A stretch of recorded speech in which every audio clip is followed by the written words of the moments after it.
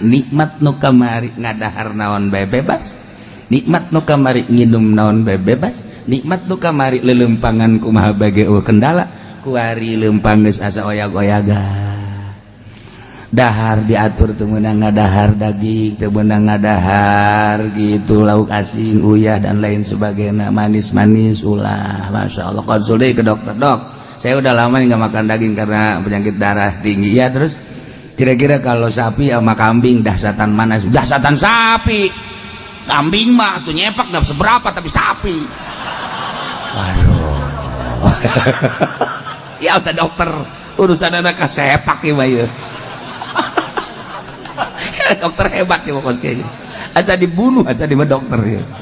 Masya Allah. Itu orang bilang katanya panasan daging kambing, salah. Sapi yang lebih dahsyat.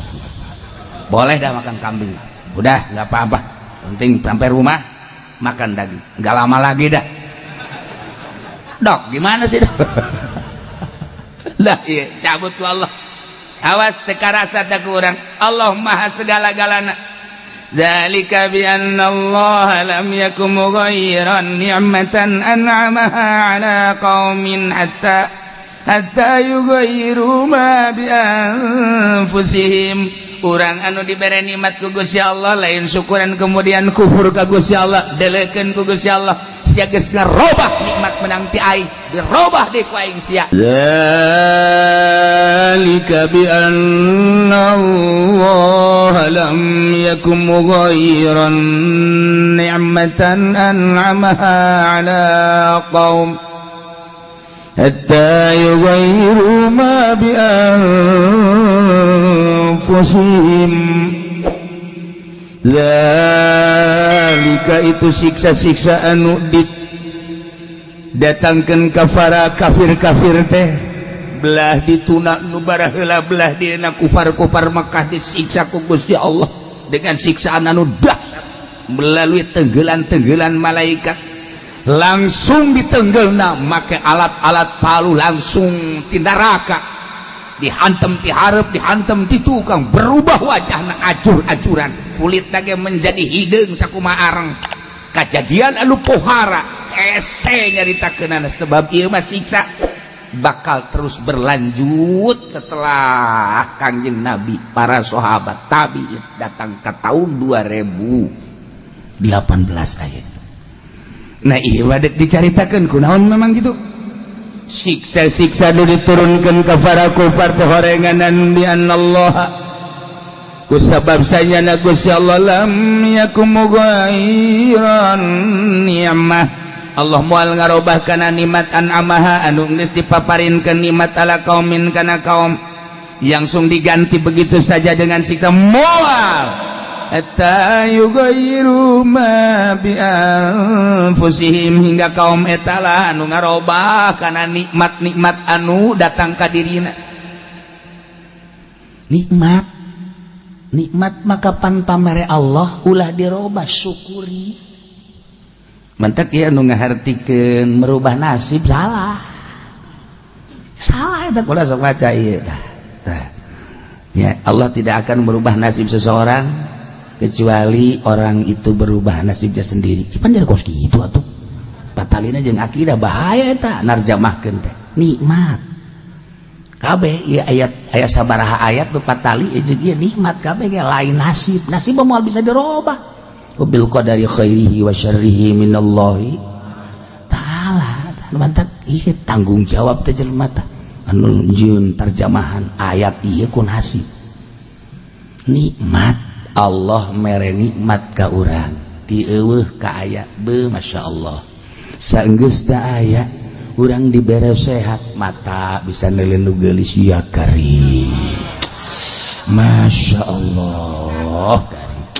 Ciri bisa ngadengekeun suara-suara biduan nu merdu. Masya Allah dasar jamaah osok siksaeun Allah. Irung gitu kena bisa ngambil nu sengit-sengit. Ya Allah letah bisa ngarasakeun kelazatan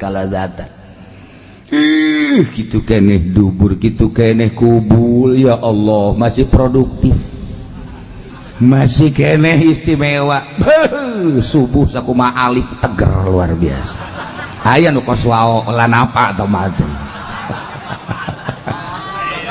Ya Allah lempang basi keleh sehat nikmat ti Gusti Allah aing mere nikmat ka sia kade cek Gusti Allah kade aing teh kapan neulegeun ka sia geus kuari dirasakeun ku maneh dahar ngeunah dikiriman ku aing ayo melalui usaha sia dagang sia untung belikeun ka beas jeung lalauhna dahar sia kade nanti aing teh sia teh nyawa ayo sok geura nyawa alhamdulillah meunang sakintal saton dan lain sebagainya bawa ku sia ka imah giling ku sia rasakeun ku sia dahar nikmatkan sia masyaallah sia sehat pamajikan sehat sareubeuh beuteung kan sare peuting ciri tangkep sia nikmatkan tuh deuk kumaha deui ieu kanikmatan ieu teh kudu disyukuri. Terima kasih melalui hati ya Allah ya Rabb ieu teh nikmat teh ti Gusti teu aya dewe nu mere nikmat iwal ti Gusti catet ku hate abdi ngayakinkeun bahwa nikmat ieu teh ti Gusti omongkeun ku sungut alhamdulillahirabbil alamin masyaallah sadaya puji kagungan Gusti abdi dipasihan nikmat ku Gusti praktekkeun ku pagawean waktu salat geuleang kamu salat ka masjid ngaranna bersyukur kos kitu teh ulah alhamdulillah cenah ieu mah syukur jasa ka Gusti Allah tadina muriang bari jadi sehat moh masyaallah ai salat teh itu salat teh blaon aja ya Allah ya Rabbi lain syukur tak kupur garana tekadkeun ku hate bahwa nikmat ti Gusti Allah ucapkeun ku sumut kedalkeun alhamdulillah wa amma bi ni'mati rabbika fahaddits praktekkeun ku awak sok gerak pakai salat mun kuat pakai puasa mun kuat hayu pakai ibadah ke Gusti Allah bikeunan melalui zakat bikeunan melalui sedekah sunnah bangunkeun demi syiar masjid tuh pasantren tuh majlis tuh dan lain-lain sebagai ngaranna syukur. Nah ketika henteu bersyukur kufur ngaranna dirobah kunyana nu kudu syukur jadi kufur bakal dirobah ku Gusti Allah nikmat. Ulah kaget lamun kamari ieu dagang maju ku Gusti Allah teh keur diimtihan dicoba hik si maneh ka aing teh hayang sugi pepentaan teh dibere ku aing sia sugi sok geura dagang alhamdulillah nu tadina rugi jadi untung tina kauntungan tadina teu boga motor jadi boga naikkeun kauntungan alhamdulillah katakan ti Gusti Allah ku ari geus kabeli Avanza jol by a Fortuner.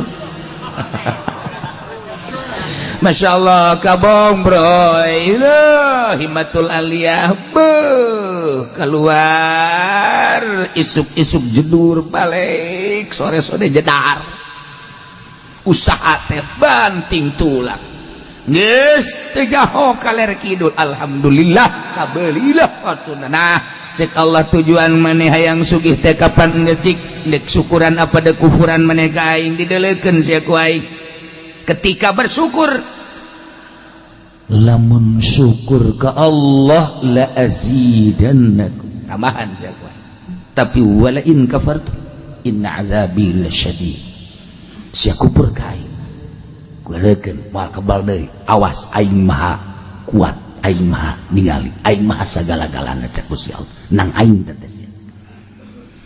ternyata ku tutang kote tengena kakarak boga Fortuner ge beuh rarasaan teh dunia miliknya na kanyawan miliknya na eta nawar kangkung ge geus teu make curug cak Habib teh mah make jempol suku.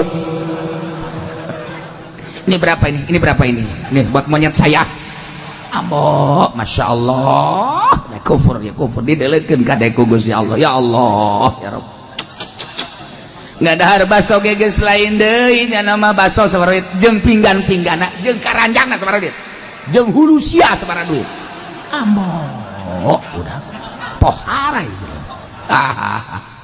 iyalah kufur kuari manggeus teu ngambeuk kana majelis salim nu tadina osok ngaji nu mantap ku Gusti Allah ditayakeun ge nya na osok daek ngaji sanajan di handapeun tangkal Ambon dada deres baik wari mangges boga Fortuner nyana tencan boga Alphard encan boga baby band kakarak Fortuner doang ngeboh minggu geus di puncak nyebut lagi geus puncak puncelak saya dipunclot ya Allah ya Rabb nggak bila mana anu teu kabeli kunyana sewa kunyana salin ganti awewe kamari orang Cina kuari orang Korea orang Subang Majeng Karawang geus tama jalan kacai kufurnya na. Masya Allah karim moal kebal deleget cabut kesehatan anak cek darah waduh gulanya ada 1500 Pak.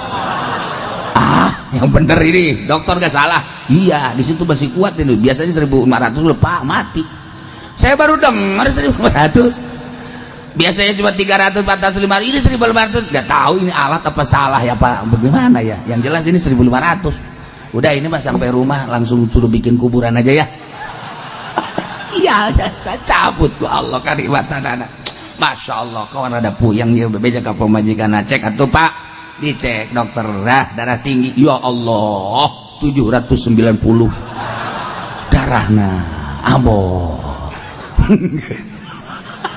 pemajikannya kayak bingung dokter tolol tenang dia nggak tahu cek dokter alat saya menunjukkan 790 ini kalau makan daging sedikit lagi udah jadi 900 udah siap-siap dah kesono guys tenang guys tah nikmat nu kamari ngadahar naon bae bebas nikmat nu kamari nginum naon bae bebas nikmat nu kamari lelempangan kumaha bage kendala kuari lempang geus asa oyag-oyagan dahar diatur teu meunang ngadahar daging teu meunang ngadahar gitu lauk asin uyah dan lain sebagainya manis-manis ulah Masya Allah konsul deui ke dokter dok saya udah lama nggak makan daging karena penyakit darah tinggi ya terus kira-kira kalau sapi sama kambing dahsatan mana dahsatan sapi kambing mah tuh nyepak gak seberapa tapi sapi waduh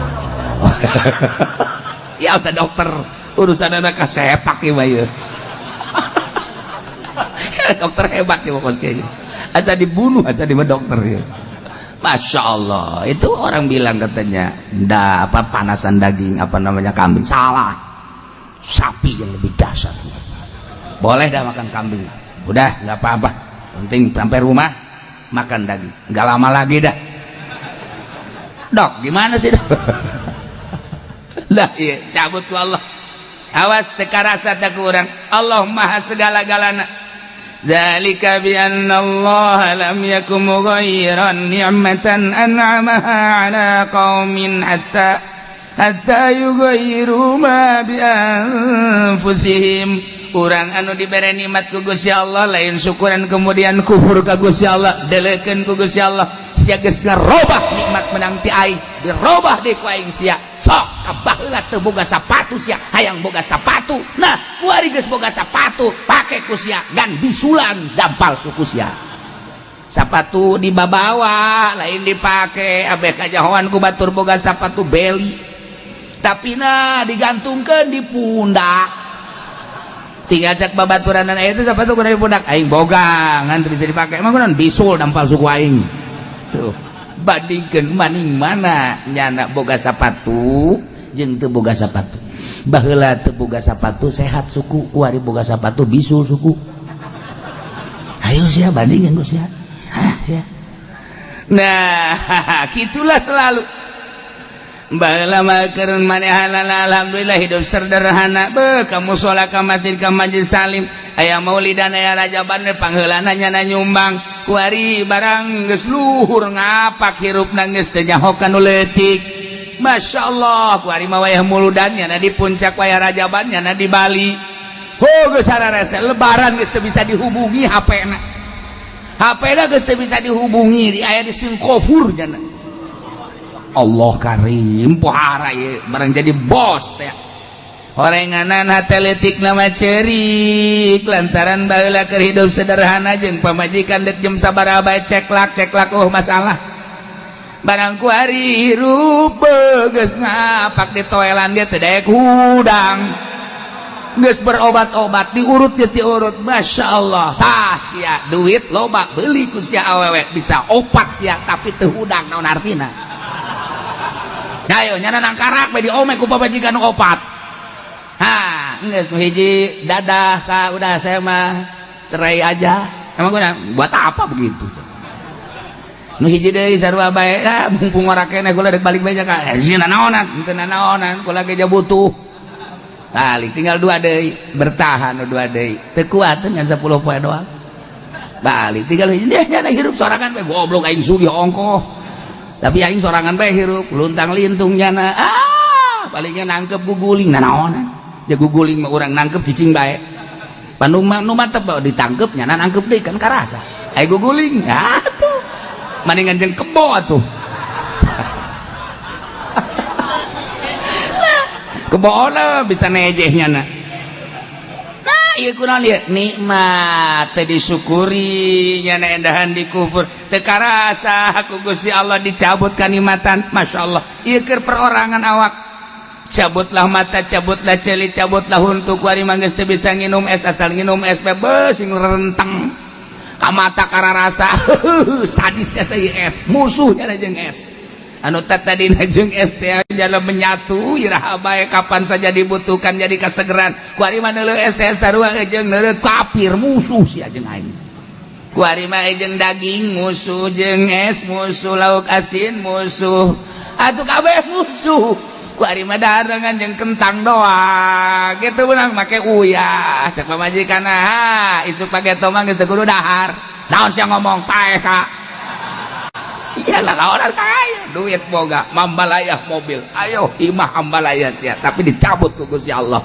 barang teu daek udang mereuh mangkaning nikmatud dunya salasa nikmat dunya teh ngan aya 3 doang geus eueuh deui kanikmatan teh ngan sakadar nikmatud dunya ngan 3 hiji naom hees eta kanikmatan 2 nomor kadua kublah nyium nomor kaditulu nomor katiluna idkhalu zakar ngabebaskeun si eta geus sakitu nikmat dunya anak mari dicabut teu bisa hees konsul ka dokter mobil ambalayah imah mewah kadaharan lobang teu bisa hees tersiksa jangan hayo sia Masya Allah karing jeung pamajikan ge sarua jeung kadal atuh kan aya mah aya tapi geus eueuh hasrat da kumaha atuh janyanana dicabut ku Gusti Allah ayo si jasa aduh aing teh hirup kos ge jasa pamajikan dengan nasehatan paeh bae ka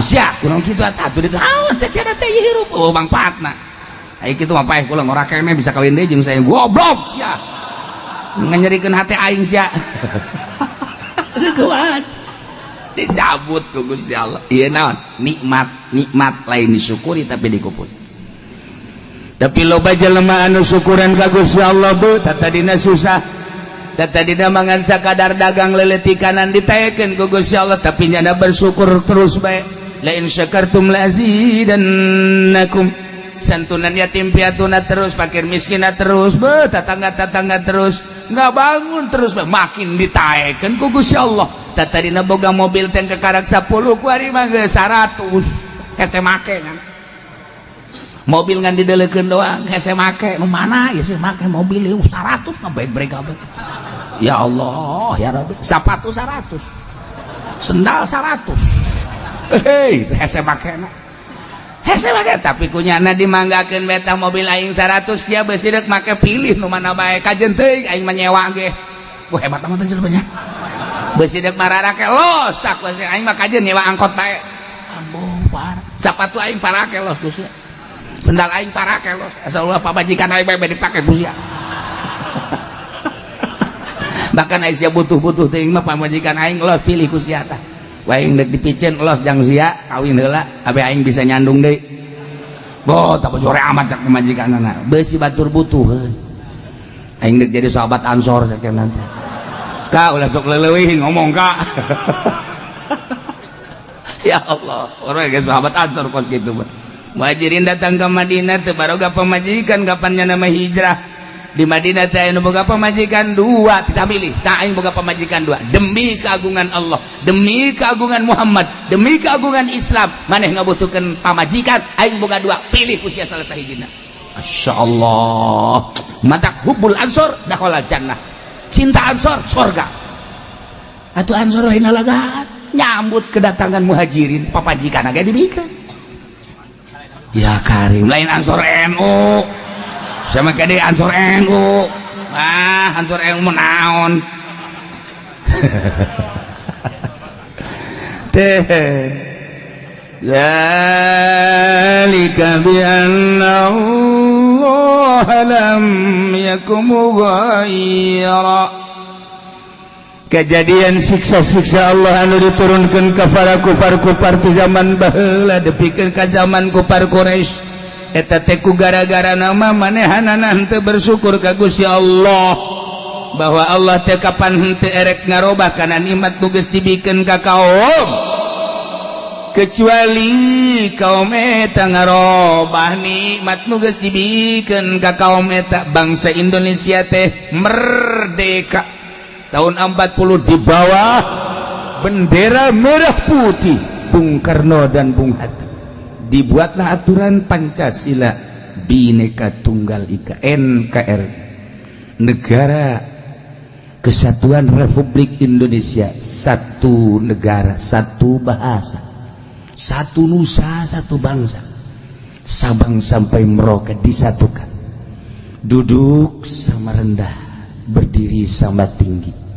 Orang bawa negara orang di tengah-tengah dunia maju di bawah Bung Karno dan Bung Hatta. Kunjungan ke berbagai negara sangat disegani Bung Karno. Di Jepang sangat disegani, di Amerika luar biasa, di Uzbekistan malah menemukan makom Imam Bukhari. Di Rusia sangat menghargai Bung Karno. Di Saudi Arabia tangkal kalapa dipelak di Jeddah oleh Bung Karno. Kemudian di tempat Sa'i aya batu menang Bung Karno, terus ke Irak, kemudian ke berbagai negara.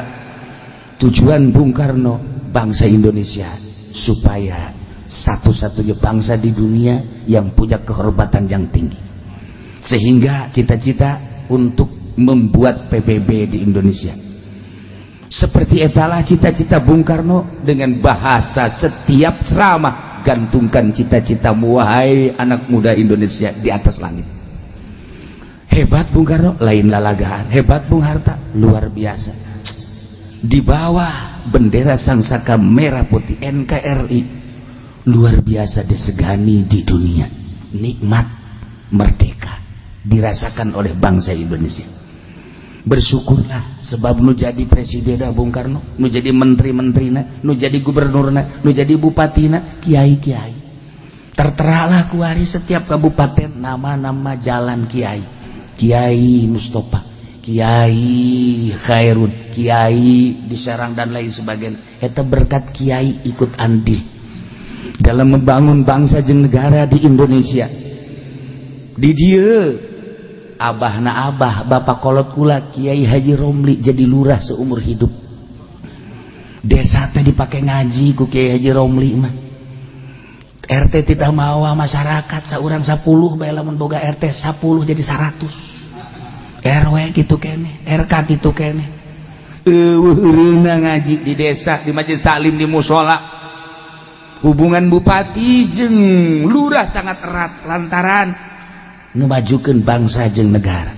Masya Allah, hirup suasana di Indonesia antara Surabaya jeung Banten teh menyatu. Masya Allah, dibuatlah pada tahun 12 iya Muhammadiyah, diciptakeun deui tahun 26 NU, satu kesatuan antara negara jeung NU jeung Muhammadiyah, tidak ada saling menghina. Masya Allah, nikmat luar biasa. Negara agraris ngeunaheun pohara jasa. Lamun urang jaritakeun dongengna Kiai ti Banten tere ka Surabaya berangkat musyawarah, sanggeusna datang ke Surabaya hasil musyawarah selesai untuk bangsa jeung negara. Eueuh nu baroga duit kapan? Eueuh nu baroga duit balik masing-masing naik kereta ngan kaistimewana saat eta jelema bisa nyokot daun bae dikitukeun jadi duit. Tah, maning mana kuari loba duit tapi henteu tentrem, baheula eueuh duit tapi bisa nyekel daun jadi duit, maning mana? Percis ko sapatu tadi. Percis ko sapatu. Masya Allah.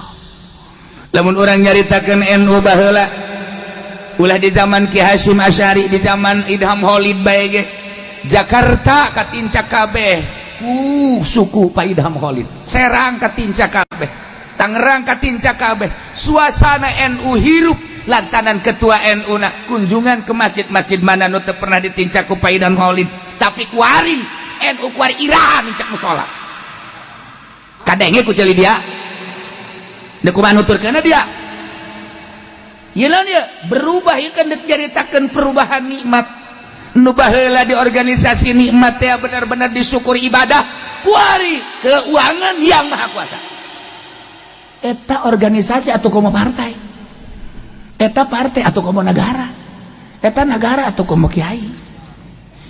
Wih iki mah wis kabeh ge ya lah iya ge wis kabeh wis iwak urip sekarang lebek ge insyaallah. Nah iya naon nih maksudna perubahan. Awas nu tadina ketuhanan yang maha esa, tidak ada Tuhan selain yang maha esa, dan yang maha esa itu punya kekuasaan, kita pasrahkan kepada kekuasaan yang maha esa.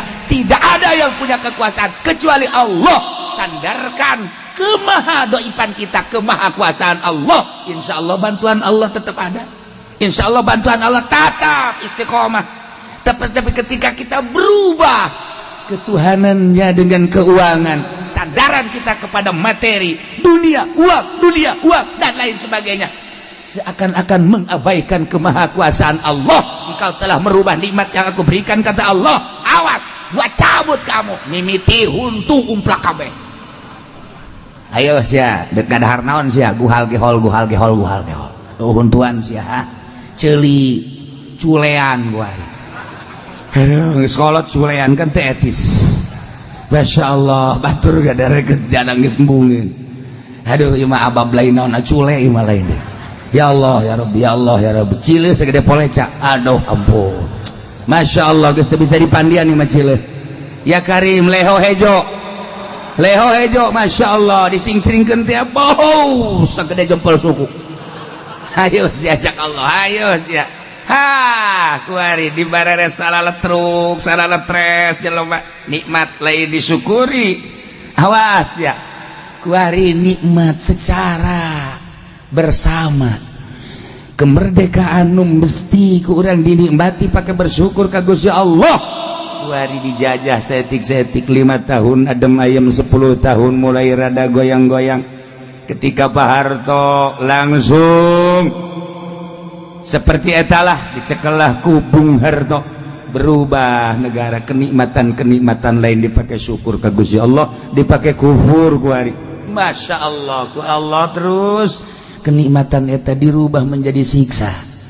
Terus sampai ayeuna dijajah urang teh kuari. Dijajah ku Belanda mah orang wani ngalawan, dijajah ku Jepang orang wani taruhanana nyawa, dijajah ku Inggris sakicep urang teh gampang, dijajah ku musuh sorga taruhanan nyawa. Ketika dijajah orang ku perpolitikan jeung perekonomian henteu karasa ku ari teh budaya Indonesia berubah. Anu tadina piawai ramah budaya Indonesia diakui dunia di bawah bendera merah putih nu di bawah ku Bung Karno sangat piawai jeung ramah terkenal di dunia. Sopan santun anu luar biasa lantaran dididik ku para wali-wali Allah, ku para kiai-kiai. Diserang kuari, dijajah ku Belanda gampang, dijajahlah ku budaya. Kuari anu tadina make tiung dijajah melalui televisi, tiung dibuka. Anu tadina make samping di Bandung teh istilahna aya istilah parahyangan dibuka kuari mah. Lamun di Jakarta aya istilah Rongres Jakarta kuari mah dibuka akibat serangan ti luar negeri teu karasa kuari mah. Masyaallah Karim tiung geus lenyap baheula mah mun ngakukeun ti doyong jeung ti ledug teh. Lamun teu make tiung teh isin lantaran di dinya aya Ki Ahmad, di dinya aya Ki Khairun, di gelam di dieu aya Kiai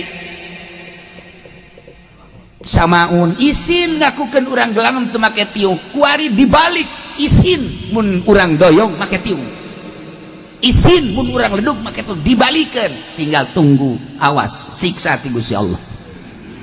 kuari di negara keur diserang dijajah kuari urang RRC ngajajah ka urang Masya Allah lain lalagaan kuari urang ngadenge tentang narkoba teh lain 1 kilo 2 kilo tonan kuari mah Masya Allah nu beunang mangan sakintal sabaraton nu lolos gitu keneh minuman-minuman anu tatadina mah Masya Allah karim hanya di tempat naik klub doang hanya di hotel ge tingkat kasabaraha nu aya teh kuari geus digelar BSD ti mimiti botol nu sagede cinggir datang ke botol nu sagede Haji Pendi aya botol minuman geus teh aya teh uya apa aya lantaran urang diserang dijajah muina ngomong diiming-imingi banyak jangan banyak ngomong anya hanya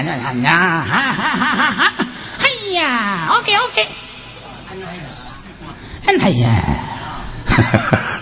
kabeh depan gitu keneh ngaranna ge dijajah baheula mah urang lamun nyaritakeun partai petilu teh asa partai Islam eta teh dahsyat luar biasa lawana Golkar jeung PDI urang teh asa jihad fisabilillah padahal mah petilu tetapi lantaran didikan ulama saat eta urang boga perasaan seperti itu asa jihad menang jeung elehna sabodo bener jeung teu benerna tapi perasaan bangsa seperti eta kewalahan Pak Harto sehingga makanya kok Pak Harto coblosan langsung lamun secara jujur menang petilu tapi itu jujur nikmat awas nikmat ieu geus dirobah-robah nikmat ku Gusti Allah lantaran urang teh keur dijajah kuari Amerika ngajajah ka urang kuari Rusia ngajajah ka urang melalui RRC urang teh dijajah di berbagai sektor ieu politik urang dijajah geus eueuh politik Al-Qur'anul Karim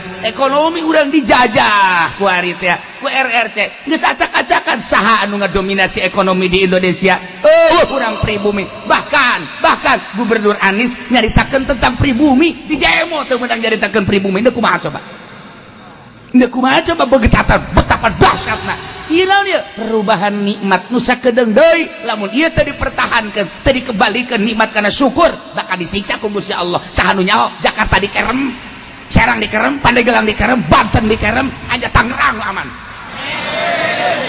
amin sia mah amin bae buku Tangerang geus sarua wah hayu sia satara nikmat ieu lamun teu disyukuri dikumpuri Allah delekeun awas mantak ditungtung nawan Allah sami'un alim sing ade saenyana Gusti Allah teh maha ngarungu maha uningan neulekeun Gusti Allah teh ngadengekeun Gusti Allah ka bangsa-bangsa Indonesia anu keur dijajah kuari masyaallah politik dijajah teu meunang urang nyaritakeun politik NKRI teh kos boga polisi NKRI teh kos boga ABRI pugu NKRI mah bangsa Indonesia teu nurut kanyana urang pajar teroris teu nurut kanyana urang teh pajar PKI teu kumaha coba hirup di negara urang seperti eta kondisina kuari awas nikmat kembalikan urang pakai syukuran ka Gusti Allah merdeka anu sekian tahun urang syukuri ka Gusti Allah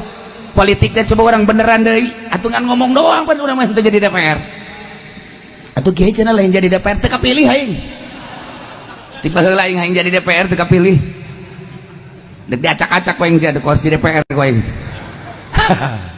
ieu kumaha urang nikmat Masya Allah karim dirubah kuari nu jadi hulu politik kafir nu jadi hulu ekonomi kafir nu jadi hulu budaya kafir kuari Masya Allah karim teu karasa mulailah kuari keluhan-keluhan kiai minta cai kunaon anakku lagi sembung sakola nyakelan HP bae rasakeun ku sia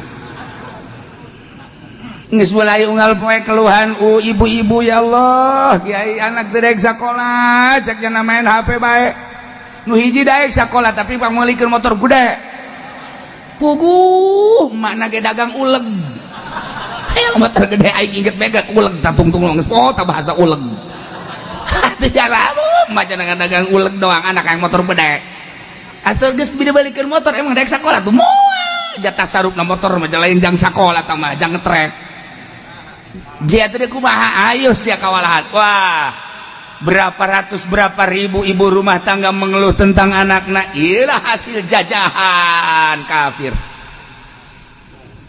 sabara juta umat manusia kuari anu mengabaikan pendidikan Al-Quranul Karim. Jajahan kafir, alhamdulillah, masya Allah berhasil. Dijajah ku kafir sabaraha juta manusia ketika jual beli geus teu bakat tarima meuli tarima ngajual.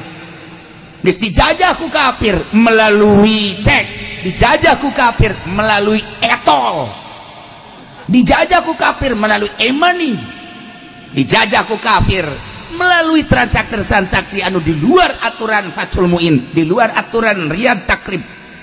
Urang geus kuari teh geus teu berdaya dijajah punya balanja di mana, urang teh bayar di mana, bayarnya di mana, bayar di mana, geus teu bisa terima meuli.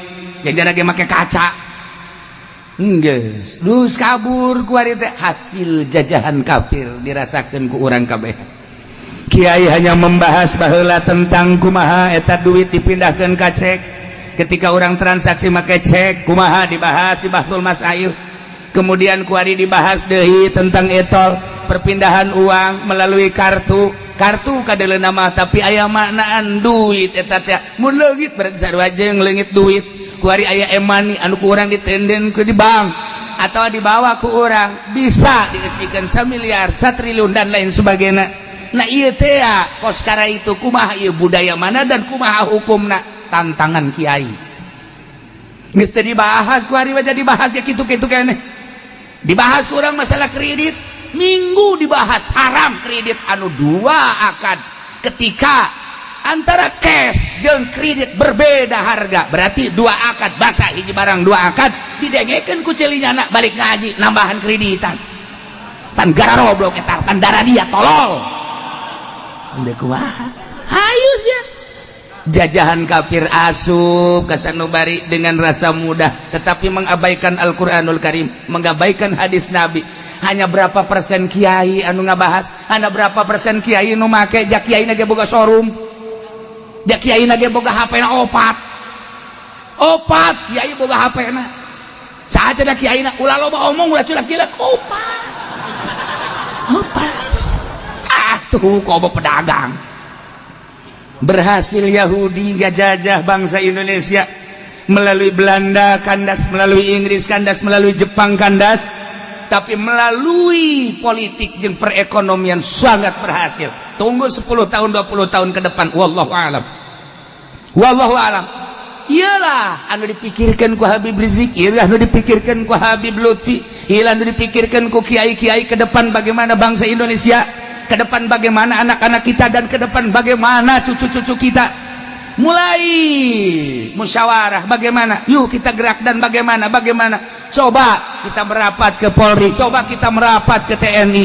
Bagaimana ini negara kita untuk ke depan? Kita sedang dijajah, terlena bangsa sekarang sedang dijajah oleh politik dan perekonomian, dan menang dia sehingga dilindungi dia. Yang namanya punya uang dilindungi, apapun kesalahannya. Yang namanya tidak uang walaupun pribumi dikubur. Bagaimana ini negara? NKRI dijadikan jembatan, NKRI dijadikan sekedar bahasa, asal nentang pemerintah tidak NKRI. NKRI milik siapa sih sebenarnya? Kok kuari jadi perebut NKRI sih? Polisi perebut NKRI, TNI perebut NKRI, nu NKRI nu saha nu sabenerna nama perlu dibahas secara utuh. Sebab naon ieu nikmat, ieu nikmat ketika tidak disyukuri bahaya luar biasa. Lamun pribumi kuari geus teu asa pribumi, teu meunang ngomong pribumi, cilaka. Aset Indonesia geus dibawaan ke luar negeri. Lain lalaga. Anu emas, anu perak, nu besi, termasuk uyah dibawaan ka ditu. Kembalikan ka dieu, urang mah tinggal mengkonsumsi. Nyana anu keuntungan luar biasa mah. Nah ieu perlu dipikirkan bangsa Indonesia piawai ramah, pinter bangsa Indonesia. Lamun bangsa Indonesia kepinteranana digugu ku negara, mobil geus panghebatna produksi mobil. Memeh Amerika, memeh Jepang anu nyiptakeun henteu make bensin, make surya. Indonesia heula tahun mana kula waktu tahun 80 hiji di Bandung harita geus ngadenge bahwa bangsa Indonesia sudah bisa menciptakan mobil pakai surya tanpa pakai bensin. Tahun 80 hiji kula mah inget bae pinter kula mah beula ge. Sia karena sombong kainnya. Ieu nyaritakeun teu poho tak kurang aya berita-berita kos kitu, masyaallah karim. luar biasa. Nah kemudian nyiptakan gitu rancangan-rancangan kapal, mulai hati Habibie dipermasalahkan, diperdebatkan, dan tapi Habibie juruduk dengan kepintaran anak. Dunia mengakui keistimewaan Habibie, cuman tidak diberi porsi untuk di Indonesia. Larilah nyana ke Jerman. Masih ingat di benak hati saya, sebab saya anak buah Habibie waktu itu. Aisyah kurang yang serikan kain tahun 80 hiji masih kena lain dalagaan gue lama kula di Bandung hari itu jadi mahasiswa cak lu bohong. Lah masih kena loba-loba di hari tadi permasalahkan tentang wakil presiden gitu orang Subang teh, orang gitu orang Garut teh Wida Hadi Kusuma. Saat eta ge geus dikatingali menonjolna, tetapi lantaran orang hebat setik tidak usah jadi presiden, cukup jadi wakil. Eta di tahun 82 geus dipermasalahkan. Ketika Banten kayak nu muncul, tidak perlu saya sebutkan namanya, ada dua sosok manusia Banten diperhitungkan di Indonesia, langsung Pak Harto mengkat, tidak usah. Emang berita-berita kos gitu teh masih aya di otak kula. Nih pengusaha yang paling istimewa Serang dan Pandeglang masuk jajaran internasional. Tangerang tidak ada. Nyaho nu aya hutang me Tangerang. Aya hutang. Atuh kuari ge saha anu sakola di luar negeri jeung eueuh. Hiji dua ge can bubuh berhasil, tapi Serang Pandeglang Rangkas Betung geus lain lalagaan. Maju geus bubuh ka ditu. Bogor mah geus leuwih ti heula. Cianjur gitu-gitu gembo, masya Allah luar biasa. Terus ke Bandung mangeus pohara jasa. Tetapi aya permainan politik anu dahsyat di Indonesia, sebab Indonesia mah negara teh dua alam, hiji alam zahir, kedua alam gaib. Lamun kuari urang jaritakeun di negara, di istana, emang kumaha kitu ngeri di istana teh. Hilir mudik manusia asup di kamar lain, di tempat lain aya anu keur kieu bae. Ke rumah mantra-mantra. Terus niupan dan lain sebagainya. Emang terus di Indonesia mah seperti itu. Sebab Pancasila naga ya dua, burung Pancasila hiji nu gede di dinya, leuweung gede deui di satu kamar. Dahsyat di alam gaib. Nu mantak teu sembarangan nu jadi presiden di Indonesia teh. Kudu aya dua izin zahir rakyat jeung bangsana, izin gaib tadi. Hari tadi pengen jadi presiden. Dan kudu gaib langsung banting bae. Mantap kuru teureun-eureun datang ka kuari. Geus cenah moal jadi presiden RT ge moal. Eta Indonesia mah aya dua. Batak lamun urang zarah ka Cigundul, saha si Cigundul? Eta teh Raden Arya Wiratanu Datar teh eta teh saha jeung kumaha masa hirupna? Lain sembarangan manusia. Lantaran nyana bisa di dua alam, alam zahir jeung alam gaib. Bung Karno nu matak dahsyat Indonesia di bawah tambuk Bung Karno bisa hirup di dua alam. Ila Indonesia sebab baheula Wali Songo seperti eta. Aya dua kerajaan di Indonesia teh. Nah, lamun diaritakeun tentang kerajaan di Indonesia seperti eta, nu mantak tumbang kerajaan-kerajaan.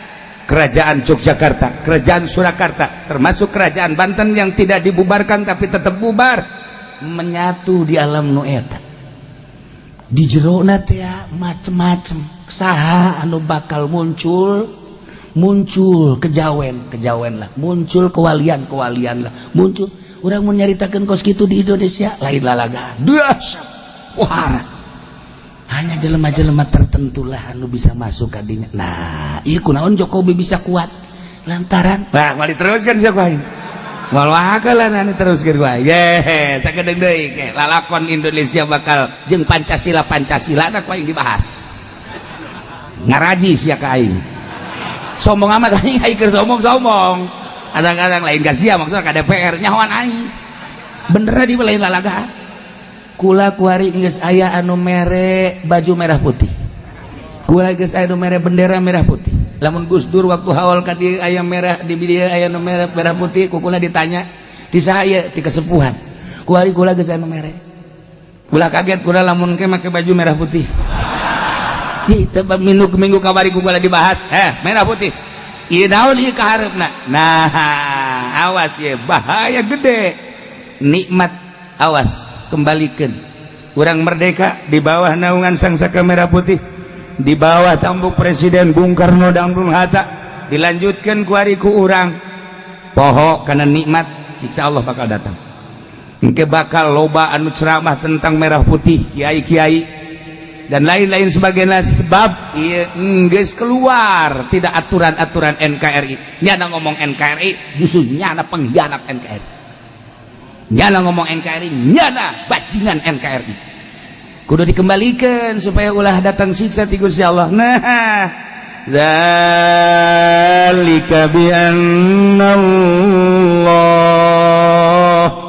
itu siksa Allah terhadap kupar-kupar nu baraheula belah dieuna kupar-kupar Quraisy disiksa ku Gusti Allah lantaran Gusti Allah teh terek ngarobah nikmat ku Gusti Allah dibikeun ka kaum kemudian digantikan begitu saja dengan siksa tidak hatta yughayyiru ma bi anfusihim kecuali kaum eta lah nu ngarobah nikmat-nikmat mantak urang ulah ngarobah nikmat syukuri ku ari ku urang nikmat-nikmat ti Gusti Allah secara pribadi urang syukuran ka Gusti Allah secara kelompok bere penerangan syukuri ka Gusti Allah insyaallah Allah merubah dengan kenikmatan kembali nikmat-nikmat anu digantikan baheula ku Mekah teh harita keur lalapar hese ka dieu ka ditu dibere ku Gusti Allah kasuburan gandum subur korma subur sehingga lapar teh kuari jadi sebeuh kata pilih ku pari Mekah hitam menjoyin anu tatadina sieun luar biasa diamankeun ku Gusti Allah anu tatadina manehanana nungguan kedatangan Kangjeng Nabi Muhammad beserta Al-Qur'anul Karim diutus dibalesna kuari kadaharan kamakmuran pake maksiat aman nu menang mere Gusti Allah teh pake dugala maksiat ka Gusti Allah datang Kangjeng Nabi teh dibalas ku kakufuran dibalas seddi an sabilillah nahan tina sabilillah bahkan merangan para mukminin datang Kangjeng Nabi lain disambut dikufuri kemudian Kangjeng Nabi dianiaya sahabat dianiaya tidak sekedar dianiaya diusir Kangjeng Nabi ke Mekah hijrah di Mekah ke Madinah tunggu cek Gusti Allah siksa bakal datang ka sia terus datang ke ayeuna ketika urayan-urayan ulama diabaikan delekeun ulama na moal nanaon hanya mohon kepada Allah ya Allah nyangakeun sadaya-daya abdi entos masihan penerangan adapun urusan ka dituna Gusti Allah nyangakeun sadaya-daya ketika umat nurut ke aturan Allah aman bersyukur ketika teh nurut tetap bae kufur tetap bae musyrik tetap bae maksiat tunggu siksa Allah urang geus deuleu betapa luar biasana tsunami di Aceh tuh hargaan jasa eta dunia mobil tinggal yang imah ala lajur jelema anu tadina di bos-bos tadina di bapak-bapak tadina di ketua-ketua di komandan-komandan beak kabeh kucai tidak ada nilai sebab nubogana Gusti Allah ulah sampai terjadi dua kali disusul Pangandaran susul deui Cianjur susul deui Yogyakarta susul deui berbagai angin beliun sebab naon can bersyukur keneh bae ka Gusti Allah ieu kuari wali-wali Allah ulama-ulama lain masalah naon ieu sieun datangna siksa Jakarta besi disiksa Pandeglang Banten besi disiksa geus puguh Jawa Timur Jawa Tengah umumna Indonesia besi kena siksa Gusti Allah teu kumaha mata kembalikeun geura-geura urang syukuran ka Gusti Allah sebab Allah wa annallaha sami'un alim sanyana Gusti Allah maha ngarungu maha uninga kakupingan ku Gusti Allah kakupingan ku Gusti Allah kauninga ku Gusti Allah lempang-lempang na manusia hate-hate manusia innallaha la yanzuru ila suwarikum walakin yanzuru ila qulubikum hate-hate kiai kadeuleu ku Gusti Allah ka mana sia lompatna ketuhanan apa keuangan henteu abdi mah ai keuangan mah keberkatan Gusti ya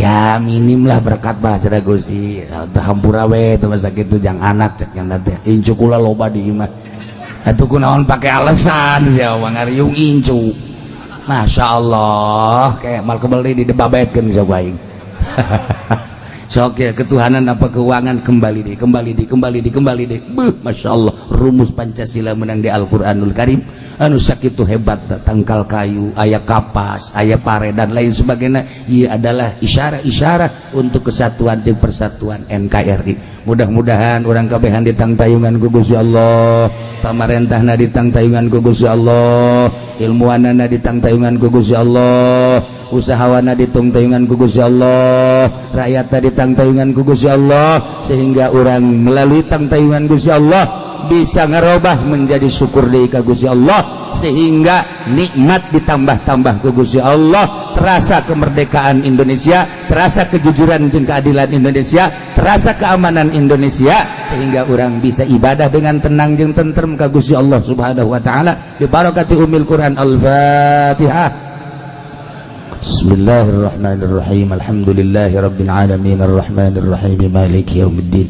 Iyyaka na'budu wa iyyaka nasta'in ihdinas siratal mustaqim siratal ladzina an'amta 'alaihim ghairil maghdubi 'alaihim waladdallin.